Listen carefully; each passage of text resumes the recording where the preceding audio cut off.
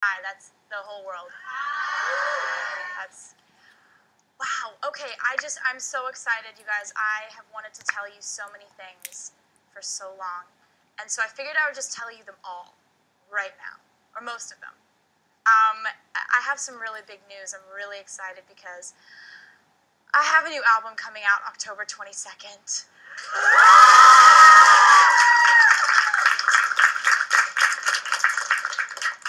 And I wanted to tell you about it, and I want to tell you all about it right now.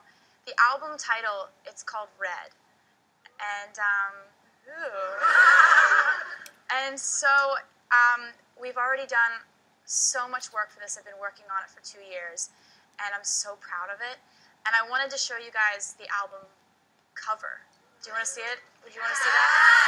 Okay. Well, I have it right here behind this curtain fabric situation. It's a red. See, that's red. We're really big into details.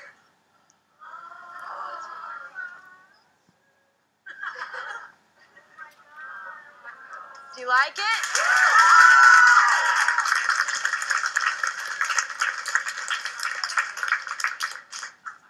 So, oh, thank you. She goes, I'll buy that. You know, what I was hoping is that we could take some questions and talk about stuff. I've been working on this record so hard and so long, and I feel like there's so much for us to talk about. And so I want to start out by taking questions from in the room, since you guys traveled far and wide to be here in Nashville. So Kayla has a question first. So Kayla, sup? Hi. How's it going? Will you tell everybody where you're from? I'm from Alabama. Hi. Awesome. Yeah. When coming up with the name for this album, what was your thought process and how did you come up with the name?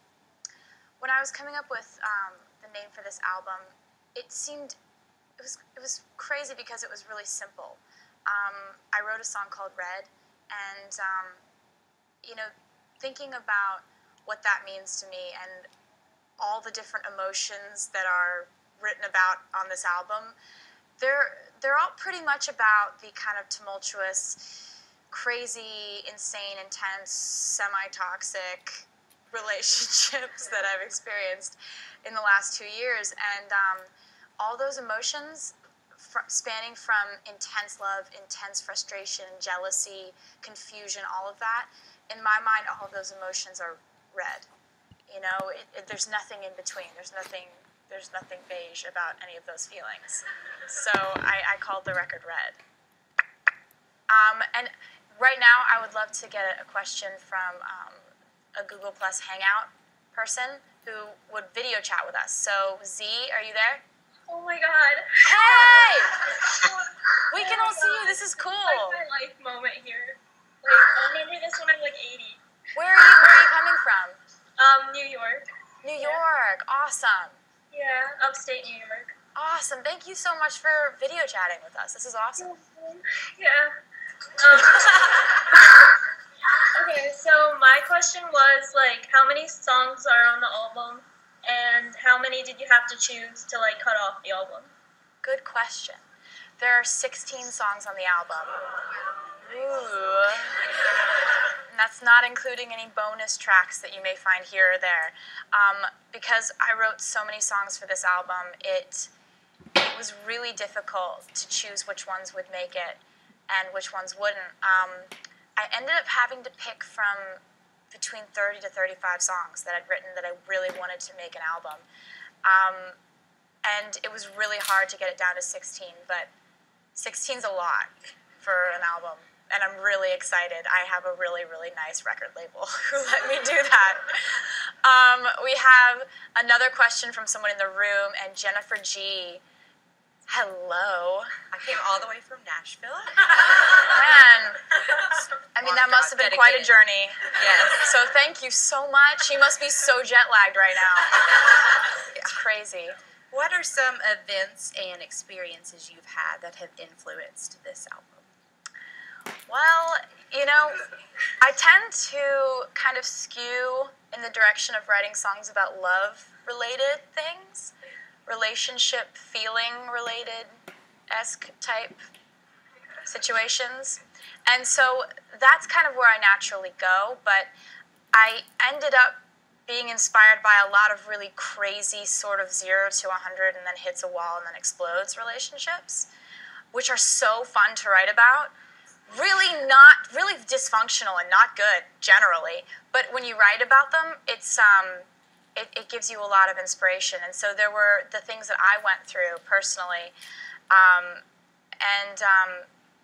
then there are stories that I kind of witnessed going on around me, whether it was a friend's relationship or someone who I saw going through something and it inspired me. It's like when I'm writing an album, my world kind of becomes a big storyboard, and everyone in it becomes a character, or has the potential to become a character. And all my friends and family members and everybody around me kind of knows that.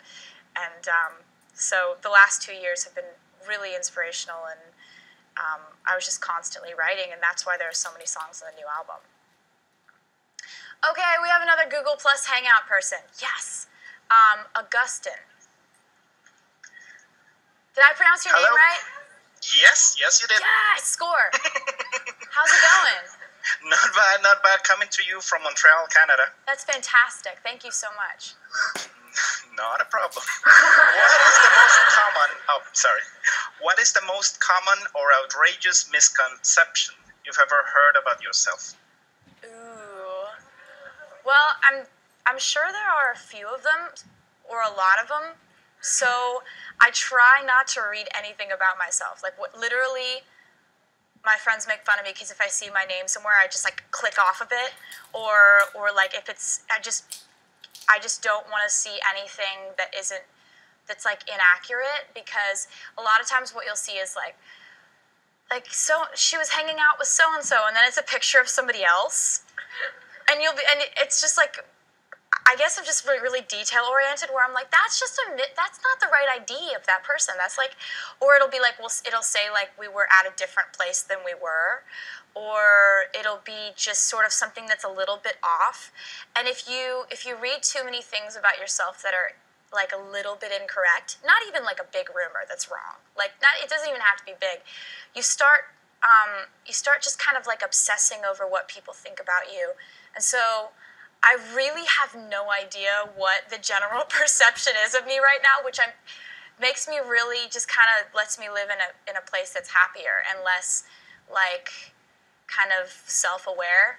I mean, I get to be self-aware in this living room and talking to you, but not aware of what the headlines are about me right now. So it's kind of like placing a higher priority on just being really happy, rather than being really super hyper aware of the details of what people think of me right now. So I really have no idea. That's a really long answer that I just gave.